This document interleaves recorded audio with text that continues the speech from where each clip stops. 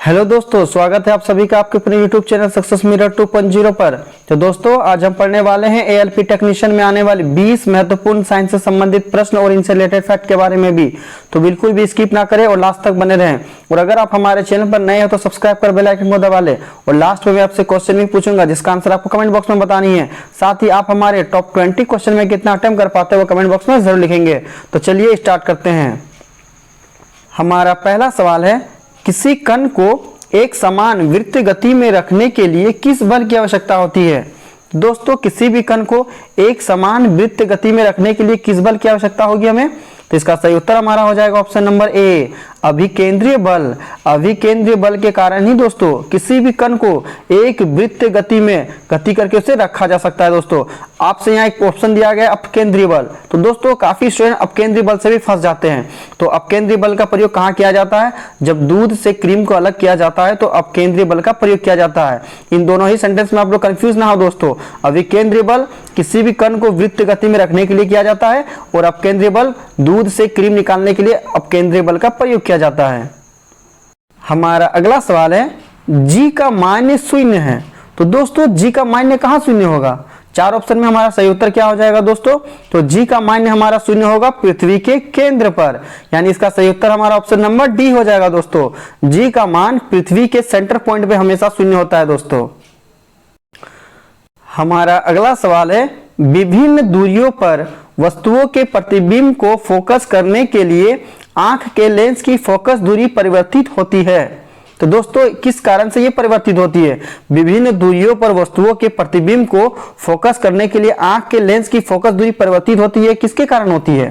तो इसका हमारा सही उत्तर क्या हो जाएगा दोस्तों? ऑप्शन नंबर सी हो जाएगा, सिलिया पेशियों द्वारा।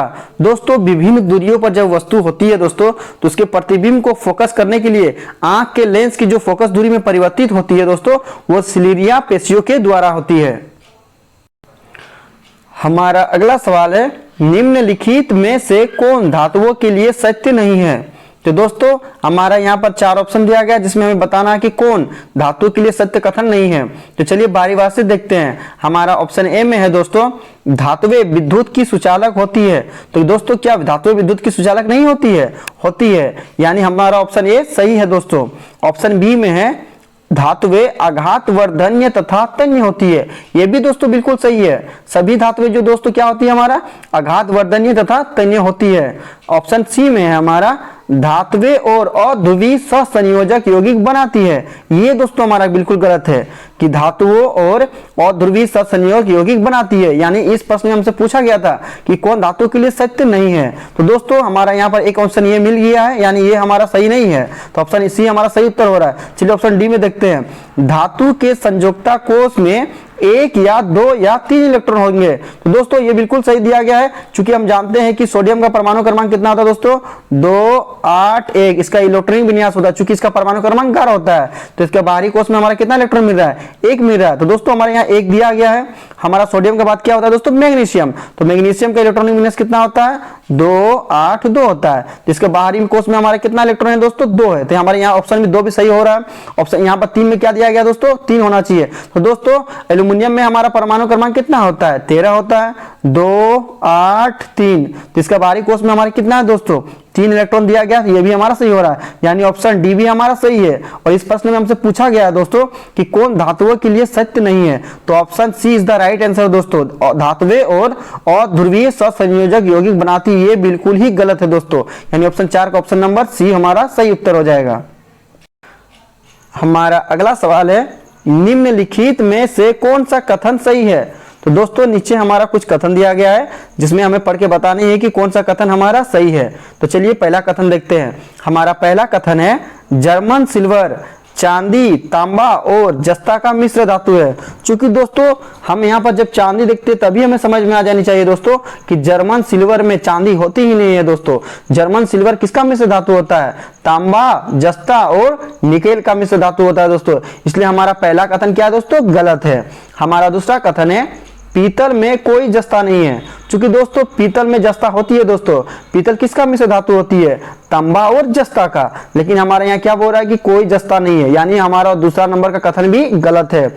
हमारा तीसरा कथन है, कांसा तांबा और टीन का मिश्र धातु है। ये बिल्कुल ही सही है दोस्तों, कांसा तांबा और टीन का मिश्र धातु से बना हुआ है। यानी इस प्रश्न का सही उत्तर हमारा क्या हो जाएगा दोस्तों, ऑप्शन नंबर बी, सिर्फ तीन, सिर्फ तीसरा कथन ही दोस्तों इसमें हमारा सही दिया गया है। हमारा अगला सवाल है, 20 केजी की एक वस्तु विराम अवस्था पर स्थित है। एक स्थिर बल की क्रिया के तहत यह 7 मीटर प्रति सेकंड की चाल प्राप्त करता है। बल द्वारा किया गया कार्य कितना है?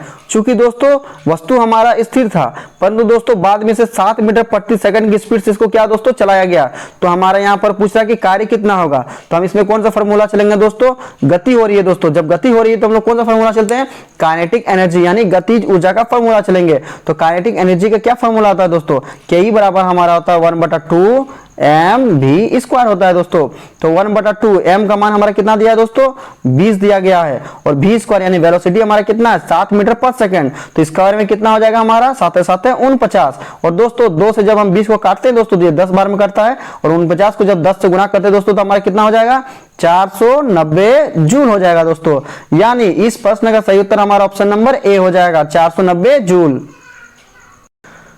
हमारा अगला सवाल है, और दोस्तों ये प्रीवियस ईयर में पूछा गया सवाल है। साथ ही दोस्तों आज हम जो आपसे टॉप 20 क्वेश्चन डिस्कस कर रहे हैं, ये सारे के सारे इंपोर्टेंट और 100% आपके एग्जाम में आने वाले प्रश्न है दोस्तों। तो बिल्कुल भी स्किप ना करें और लास्ट तक बने रहें। और अगर आप हमारे साथ लास्ट तक बने रहते हो तो ये आपके एग्जाम के लिए बहुत ही यूजफुल होगा। तो चलिए आगे बढ़ते हैं। हमारा आज का अगला सवाल है, जब दो गैसों को मिलाया जाता है तो एंट्रोपी पर क्या प्रभाव पड़ता है? तो दोस्तों जब दो गैसों को मिलाया जाता है तो एंट्रोपी पर क्या प्रभाव पड़ता है? तो इसका सही उत्तर हमारा हो जाएगा ऑप्शन नंबर सी, बढ़ जाती है। जब भी दो गैसों को मिलाया जाएगा दोस्तों तो एंट्रोपी हमारा क्या होगा दोस्तों, बढ़ जाएगा। हमारा अगला सवाल है, एक तत्व के समस्थानिक का क्या गुण है? दोस्तों नीचे 4 ऑप्शन दिया गया जिसमें हमें ये बतानी है कि समस्थानिक के क्या गुण हो सकते हैं। तो चलिए ऑप्शन ए में देखते हैं, भौतिक रूप से एक दूसरे के समान है। ये बिल्कुल ही गलत है दोस्तों, समभारिक में भौतिक रूप से एक दूसरे के समान होते हैं। ऑप्शन बी में है हमारा, रासायनिक रूप से एक दूसरे के समान होते हैं। ये बिल्कुल सही दिया गया दोस्तों, क्योंकि ऑक्सीजन का हमारा कितना समस्थानिक होता है, 2 समस्थानिक होता है, 8, और ये परमाणु द्रव्यमान 16, फिर एक होता है 8 और परमाणु द्रव्यमान होता है 17। तो दोस्तों ये रासायनिक रूप से बिल्कुल ही हमारा क्या है, एक दूसरे के समान होते हैं। यानी option B is the right answer. Option C में दिया गया है एक दूसरे के समान नहीं है, ये बिल्कुल ही गलत है दोस्तों। हमारे यहाँ देख सकते हैं कि हम यहाँ पर एक दूसरे के ये समान है, समान द्रव्यमान संख्या है, ये बिल्कुल गलत है दोस्तों। समान द्रव्यमान संख्या संभारिक में होती है, समस्थानिक में नहीं होती है, इसलिए ऑप्शन डी भी हमारा गलत है। Option B is the right answer दोस्तों, रासायनिक रूप से एक दूसरे के समान होते हैं, ये समस्थानिक का गुण है। हमारा अगला सवाल है, 25 डिग्री सेल्सियस पर तरल पदार्थ के रूप में मौजूद दो तत्व क्या है? और दोस्तों ये बहुत ही इंपॉर्टेंट सवाल है, तो इसका उत्तर आप हमें कमेंट बॉक्स में जरूर बताएंगे कि 25 डिग्री सेल्सियस पर तरल पदार्थों के रूप में मौजूद दो तत्व क्या है। तो इसका सही उत्तर हमारा क्या हो जाएगा दोस्तों, ऑप्शन नंबर सी, ब्रोमीन और पारा। ब्रोमीन और पारा 25 डिग्री सेल्सियस पर तरल पदार्थ के रूप में मौजूद होता है। हमारा अगला सवाल है, एक शांत श्वसन में अंदर और बाहर सांस लेने वाली हवा की मात्रा लगभग कितनी होती है? तो एक शांत श्वसन में अंदर और बाहर सांस लेने वाली हवा की मात्रा लगभग कितनी होती है? तो इसका सही उत्तर हमारा हो जाएगा option number D, 1000 millilitre. 1000 millilitre शांत श्वसन में अंदर और बाहर सांस लेने वाली हवा की मात्रा होती है। अगला सवाल है, मनुष्यों में घातक एनीमिया की कमी के कारण होता है। तो मनुष्यों में घातक एनीमिया की कमी के कारण क्या होता है? तो इसका सही उत्तर हमारा हो जाएगा ऑप्शन नंबर बी, साइनोकोबालामिन, जो विटामिन B12 की कमी से होता है। जिसमें क्या पाया जाता है दोस्तों, कोबाल्ट पाया जाता है दोस्तों, इसमें हमारा कोबाल्ट पाया जाता है, जिसके कारण मनुष्यों में घातक एनीमिया की कमी के कारण ये हमारा होता है। हमारा अगला सवाल है, किस रासायनिक यौगिक को गर्म करने पर प्लास्टर ऑफ पेरिस प्राप्त किया जा सकता है? तो किस रासायनिक यौगिक को गर्म करेंगे दोस्तों कि प्लास्टर ऑफ पेरिस हमें प्राप्त होगी? तो इसका सही उत्तर हमारा हो जाएगा option number B, gypsum. Gypsum को गर्म करने पर दोस्तों प्लास्टर ऑफ पेरिस प्राप्त किया जाता है। और दोस्तों जिप्सम का अगर आपसे एग्जाम में सूत्र पूछा जाए तो क्या होगा हमारा, CuSO4 2H2O। ये दोस्तों हमारा जिप्सम का सूत्र होता है। और अगर आपसे प्लास्टर ऑफ पेरिस का पूछा जाता है दोस्तों तो बस हमारा क्या होगा दोस्तों, 12H2O हो जाता है। हमारा अगला सवाल है, आधुनिक आवर्त सारणी के उस वर्ग का नाम बताइए जिसमें सभी तत्व गैसें हैं। तो दोस्तों आवर्त सारणी का वह कौन सा समूह है जिसमें सभी तत्व गैसें हमारा, तो इसका सही उत्तर हमारा हो जाएगा ऑप्शन नंबर ए, वर्ग 18, जिसे अकीय गैसों का समूह कहा जाता है दोस्तों। और अगर आपसे एग्जाम में पूछा जाए कि अकीय गैसों की संयोजकता कितनी होती है तो हमारा क्या हो जाएगा, 0 हो जाएगा दोस्तों। हमारा अगला सवाल है 24 घंटे मानव हृदय का काम करता है, नीले कितने घंटे संपर्क में रहता है। तो दोस्तों 24 घंटे जो मानव हृदय काम करता है तो नीले कितने घंटे संपर्क में रहता है, तो इसका सही उत्तर हमारा हो जाएगा ऑप्शन नंबर बी, 9 घंटा। 24 घंटे में 9 घंटा नीले हृदय के संपर्क में रहता है। हमारा अगला सवाल है, और दोस्तों आज हम जितने भी क्वेश्चन आपसे डिस्कस कर रहे हैं दोस्तों ये सारे के सारे इंपॉर्टेंट और 100% आपके एग्जाम में आने वाले प्रश्न है दोस्तों, तो बिल्कुल भी स्किप नहीं करना है और लास्ट तक बने रहना है दोस्तों। साथ ही दोस्तों लाइक और शेयर जरूर कर दिया करेंगे, जो भी अभी तक लाइक नहीं किए वो लाइक कर देंगे और जो सब्सक्राइब नहीं किए चैनल को सब्सक्राइब कर बेल आइकन को दबा लेंगे। और दोस्तों साथ ही अपने दोस्तों को जो LLP टेक्नीशियन की तैयारी कर रहे हैं उन्हें शेयर जरूर कर दिया करेंगे। तो चलिए प्रश्न की ओर बढ़ते हैं। हमारा आज का अगला सवाल है, तारे पूर्व से पश्चिम की ओर गति करते हैं, प्रतीत होते हैं, क्यों। तो तारे पूर्व से पश्चिम की ओर गति करते प्रतीत क्यों होते हैं दोस्तों, जिसका सही उत्तर हमारा क्या हो जाएगा, ऑप्शन नंबर डी हो जाएगा दोस्तों। क्योंकि पृथ्वी पश्चिम से पूर्व की ओर घूम रही होती है, जब पृथ्वी पश्चिम से पूर्व की ओर घूम रही होती है तो तारे पूर्व से पश्चिम की ओर गति करते हुए प्रतीत होते हैं। हमारा अगला सवाल है, खगोलीय इकाई क्या है। तो दोस्तों खगोलीय इकाई क्या है हमारा, तो इसका सही उत्तर हो जाएगा ऑप्शन नंबर ए, सूर्य के केंद्र से पृथ्वी के केंद्र तक की औसत दूरी। सूर्य के केंद्र से पृथ्वी के केंद्र तक की औसत दूरी को खगोलीय इकाई कहते हैं। हमारा अगला सवाल है, मनुष्य किस संघ से संबंधित है। और दोस्तों ये बहुत ही इंपॉर्टेंट सवाल है, एग्जाम में पूछा गया ये सवाल है प्रीवियस ईयर में दोस्तों। तो इसका सही उत्तर हमारा क्या हो जाएगा कि मनुष्य किस संघ से संबंधित है, तो इसका सही उत्तर हो जाएगा हमारा ऑप्शन नंबर डी, कार्डेटा। मनुष्य कार्डेटा संघ से संबंधित है। और दोस्तों कार्डेटा संघ में कितने समूह में बांटा गया है, तो कार्डेटा को 5 समूहों में बांटा गया है दोस्तों। और पहला समूह हमारा होता है दोस्तों मत्स्य होता है, दूसरा हमारा होता है दोस्तों स्तनधारी होता है, तीसरा हमारा होता है दोस्तों पक्षी, चौथा हमारा होता है दोस्तों सरीसृप हो जाएगा, और पांचवा हमारा हो जाएगा दोस्तों उभयचर हो जाएगा दोस्तों। तो ये पांचों ही आपको याद रखना है कि मनुष्य किस संघ से संबंधित है, कार्डेटा संबंधित है। और कार्डेटा को कितने समूह में बांटा गया है, 5 समूहों में, मत्स्य, स्तनधारी, पक्षी, सरीसृप और उभयचर में। हमारा अगला सवाल है, 1500 केजी वजन वाली एक कार की गति समान रूप से 36 किलोमीटर प्रति घंटा से 72 किलोमीटर प्रति घंटा तक बढ़ जाती है, कार के संवेग में क्या परिवर्तन होगा।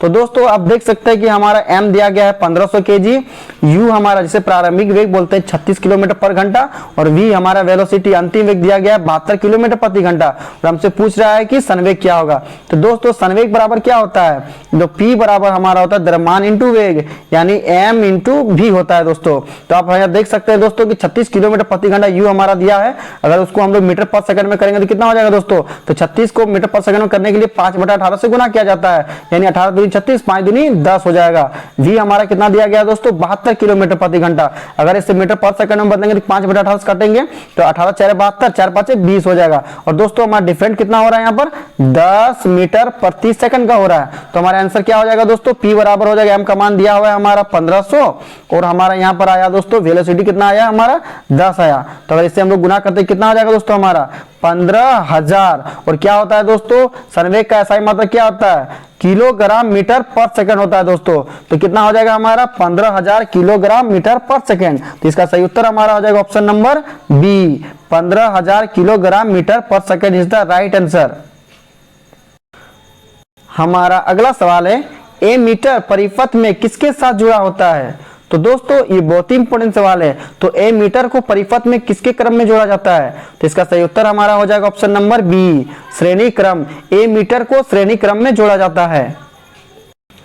हमारा अगला सवाल है, और दोस्तों आज का हमारा ये अंतिम प्रश्न है। साथ ही आज हमने जो आपको टॉप 20 क्वेश्चन बताया ये सारे के सारे इंपॉर्टेंट और 100% आपके एग्जाम में आने वाले प्रश्न हैं, तो बिल्कुल भी स्किप ना करें। और दोस्तों ज्यादा से ज्यादा लाइक और शेयर जरूर कर दिया करेंगे ताकि आपको और अच्छे कंटेंट देखने को मिलेंगे दोस्तों। तो सेशन को जरूर शेयर कर दिया करेंगे। तो चलिए प्रश्न की ओर बढ़ते हैं। हमारा आज का अंतिम प्रश्न है 16 वोल्ट के विभवांतर वाले दो बिंदुओं के पार 5 के, दोस्तों हमारा यहाँ पर के नहीं होगा, कूलम होगा दोस्तों, छूट गया है हमारा यहाँ पर कूलम।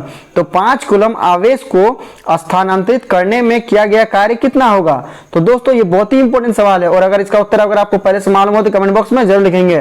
तो 16 वोल्ट के विभवांतर वाले दो बिंदुओं के पार 5 कूलम आवेश को स्थानांतरित करने में किया गया कार्य कितना होगा दोस्तों। तो W बराबर हमारा क्या होता है दोस्तों, V इंटू क्यू होता है, ये बहुत इंपॉर्टेंट है दोस्तों। तो W बराबर हमारा V इंटू क्यू होता है। तो 16 हमारा V दिया गया है और Q का मान हमारा दिया है 5 दोस्तों। तो हमारा कितना हो जाएगा, 16 5 80 जूल हो जाएगा दोस्तों। यानी इसका सही उत्तर हमारा क्या हो जाएगा, ऑप्शन नंबर डी हो जाएगा। अब लास्ट वीडियो के क्वेश्चन का आंसर, लास्ट वीडियो में मैंने आपसे क्वेश्चन पूछा था कि बीसीजी वैक्सीन किस बीमारी की रोकथाम के लिए दी जाती है और इसका सही उत्तर ऑप्शन नंबर ए था, टीबी। और लगभग सभी स्टूडेंट ने इसका सही जवाब दिया और मोस्टली स्टूडेंट ने इसके बारे में डिटेल्स में लिखा। तो मैं आपको फिर बोलूंगा कि क्वेश्चन के बारे में आपको जितना ज्यादा से ज्यादा पता उन्हें आप लिखा करो, क्योंकि जो चीजें आप लिख देते हो उन्हें आप कभी नहीं बोलते हो। अब आपके लिए आज का सवाल है पुस्तक प्रिंसिपिया के लेखक कौन है। 4 ऑप्शन दिया गया, सही उत्तर आपको कमेंट बॉक्स में बतानी है। साथ ही दोस्तों आप हमारे टॉप 20 क्वेश्चन में कितना अटेम्प्ट कर पाए हो कमेंट बॉक्स में जरूर लिखेंगे। और दोस्तों सेशन को ज्यादा से ज्यादा शेयर कर दिया करेंगे और लाइक कर दिया करेंगे दोस्तों, ताकि आपके लिए और अच्छे से अच्छे कंटेंट को लाया जाए दोस्तों। तो चलिए मिलते हैं नेक्स्ट वीडियो में, तब तक के लिए बाय बाय, टेक केयर।